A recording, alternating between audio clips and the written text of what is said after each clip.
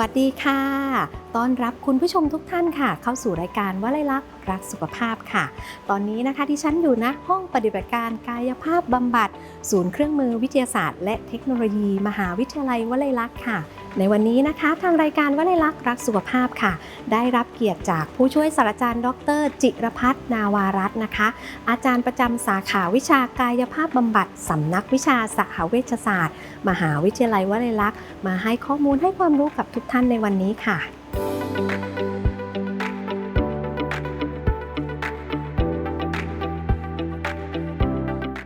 สถานการณ์ของโลกที่เปลี่ยนไปที่เห็นได้อย่างชัดเจนนะครับก็จะเป็นการเปลี่ยนแปลงโครงสร้างของประชากรโลกครับเราจะพบว่าอัตราการเกิดของคนเนี่ยน้อยลงครับแล้วก็สัดส่วนของผู้สูงอายุนั้นเนี่ยมีจำนวนเพิ่มขึ้นนะครับสำหรับประเทศไทยเองนะครับโครงสร้างประชากรปัจจุบันเราพบว่าเรามีสัดส่วนของผู้สูงอายุเพิ่มขึ้นแล้วก็กลายเป็นสังคมผู้สูงอายุตั้งแต่ปี 2548 ครับแล้วก็ในปี 2564 ที่ผ่านมาประชากรของผู้สูงอายุเราเพิ่มขึ้นไปอีกครับเรากลายเป็นสังคมผู้สูงอายุโดยสมบูรณ์เมื่อเราเป็นสังคมผู้สูงอายุเนี่ยคำว่าสูงอายุเนี่ยก็แปลว่าเรามีอายุที่เพิ่มขึ้น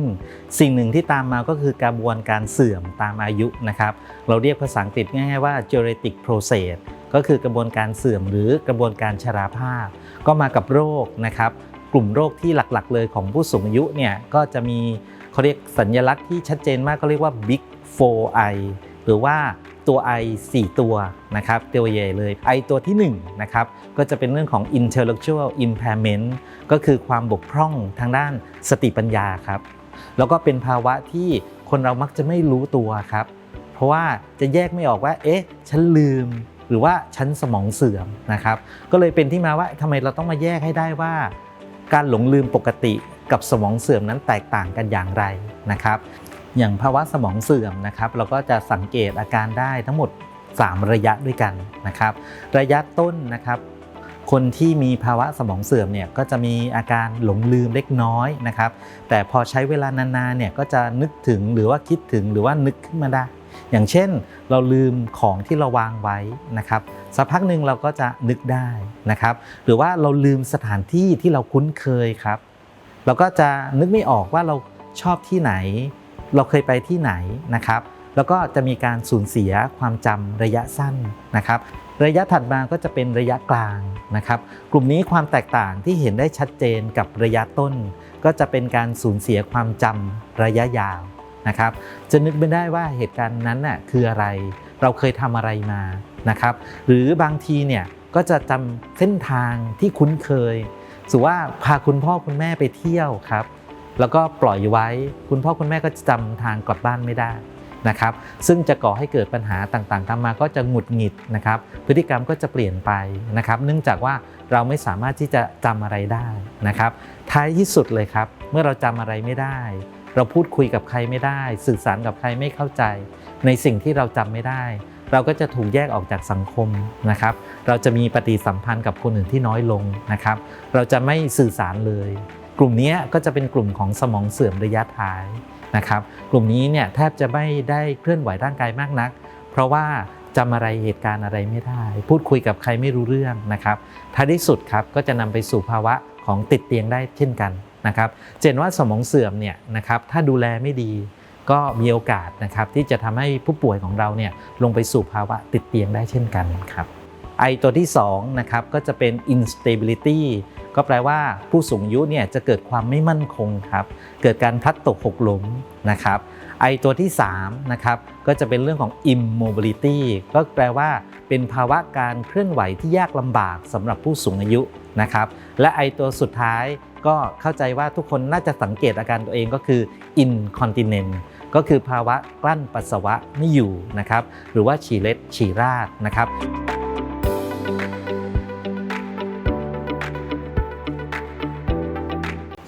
สำหรับคนที่ยังไม่เป็นสมองเสื่อมนะครับเราก็จะมีวิธีการป้องกันไม่ให้เกิดภาวะสมองเสื่อมได้นะครับง่ายๆมากเลยครับแค่เราปรับเปลี่ยนพฤติกรรมนะครับไม่ว่าจะการออกกำลังกายการรับประทานอาหารและการบริหารสมอง3สิ่งนี้ก็จะทำให้เราเนี่ยสามารถที่จะป้องกันภาวะสมองเสื่อมได้นะครับเรามาดูอย่างแรกนะครับเรื่องของการบริหารสมองเลยเป็นสิ่งจำเป็นมากๆนะครับ ยกตัวอย่างง่ายๆก็คือถ้าเราถนัดมือขวานะครับเรามักจะหยิบจับขีดเขียนด้วยมือขวาเราลองเปลี่ยนครับลองใช้มือซ้ายบ้างนะครับหรือทำงานแบบ2มือพร้อมๆกันบ้างนะครับอันนี้ก็จะทำให้สมองทั้ง2ซีกเนี่ยได้มีการบริหารมากขึ้นนะครับการคิดคำนวณเลขการระบายสีการวาดรูปหรือการไปในสถานที่ที่ทำให้รู้สึกการนึกคิดแล้วสบายใจพวกนี้ครับถือว่าเป็นการบริหารสมองทั้งหมดนะครับโดยเฉพาะคนใต้บ้านเรานะครับก็จะมีการเล่นไพ่ถ้าเล่นไม่ใช่เพื่อการพนันนะครับเล่นเพื่อการบวกเลขเล่นเพื่อความสนุกสนานอันนี้ถือว่าเป็นเกมที่ดีมากสำหรับการป้องกันสมองเสื่อมนะครับนั่นคือวิธีการบริหารนะครับตัวที่2คือการออกกำลังกายครับต้องยึดหลักว่าออกกำลังกายอย่างไรก็ได้ให้เลือดไปเลี้ยงสมองได้อย่างเพียงพอนั่นก็คือการออกกำลังกายแบบแอโรบิกนะครับไม่ใช่ต้องไปเต้นแอโรบิกอย่างเดียวนะครับหมายความว่าเราออกกำลังกายอย่างไรก็ได้ให้ได้อย่างน้อย30นาทีไปเดินไปวิ่งปั่นจักรยานว่ายน้ำเดินพูดคุยกันนะครับกลุ่มของโลหิตต่างๆก็จะขึ้นไปที่สมองมากขึ้นก็จะมีส่วนช่วยป้องกันภาวะสมองเสื่อมนะครับและตัวสุดท้ายเลยคือการรับประทานอาหารอันนี้สำคัญและก็จำเป็นมากๆนะครับโดยสมองของเราเนี่ยจะทำหน้านี้ได้ดีก็ต้องรับประทานวิตามิน B เข้าไปช่วยนะครับกลุ่ม B มีในอาหารอะไรบ้างนะครับผักใบเขียวถั่วนะครับเนื้อสัตว์ไข่แดงนะครับกลุ่มนี้เนี่ยเป็นกลุ่มที่มีวิตามิน B สูงนะครับก็สามารถที่จะเข้ามาช่วยในการป้องกันภาวะสมองเสื่อมได้ครับแต่สำหรับคนที่เป็นแล้วไม่ต้องตกใจเลยครับเราก็จะมีวิธีการรักษานะครับสิ่งแรกก็คือเป็นการรักษาทางการแพทย์นะครับคุณหมอเนี่ยก็จะให้ยาเพื่อปรับสารสมดุลของสารสื่อประสาทนะครับก็เป็นแล้วแต่ว่าอาการเรามากน้อยแค่ไหนนะครับก็มีการรักษาทางยา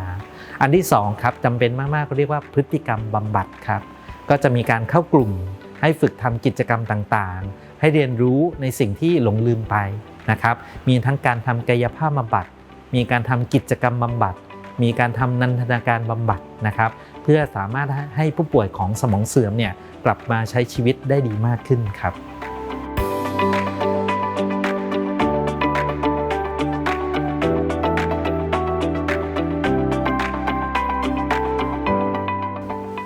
อย่างที่ทราบกันดีนะครับว่าทุกวันที่20มกราคมของทุกปีนะครับสภาวิชาชีพกายภาพบำบัดกำหนดให้เป็นวันกายภาพบำบัดแห่งชาตินะครับถามว่าทำไมต้องเป็นวันนี้ด้วยนะครับก็อย่างเราก็จะมีคณะกรรมการของสภาวิชาชีพนะครับประชุมกันเป็นครั้งแรกหลังจากมีกฎหมายวิชาชีพกายภาพบำบัดครับสภาวิชาชีพนะครับก็จะ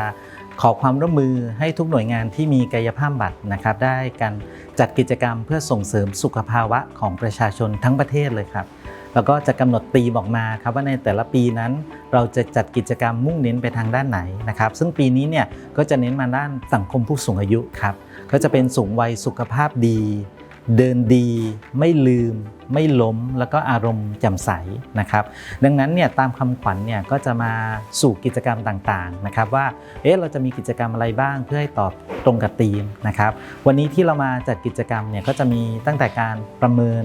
ภาวะสุขภาพทั่วไปครับเพราะถือว่าเป็นส่วนหนึ่งที่ต้องดูแลผู้สูงอายุนะครับความดันโลหิตออกซิเจนในเลือดนะครับรอบเอวรอบสะโพกที่บ่งบอกถึงภาวะสุขภาพนะครับและที่สำคัญเลยตามธีมก็คือการคัดกรองภาวะสมองเสื่อมครับเพราะว่าถือว่าเป็นภาวะที่สำคัญมากๆในปัจจุบันนะครับนอกจากนี้ครับเรามีการให้ความรู้การเล่นเกมนะครับเพื่อบริหารสมองนะครับรวมถึงการให้บริการทางกายภาพบำบัดสำหรับผู้สูงอายุที่อาจจะมีอาการเจ็บปวดนะครับตามโครงร่างของร่างกายด้วยครับ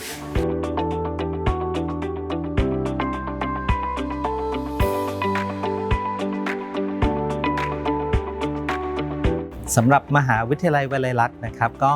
เปิดการเรียนการสอนนะครับหลักสูตรวิทยาศาสตร์บัณฑิตสาขาวิชากายภาพบำบัดนะครับเป็นหลักสูตรระดับปริญญาตรีนะครับนอกจากนี้เรายังมีการให้บริการทางคลินิกนะครับณคลินิกกายภาพบำบัดของสำนักวิชาสาวเวชศาสตร์แล้วก็มีการให้บริการที่คลินิกเวชศาสตร์ฟื้นฟู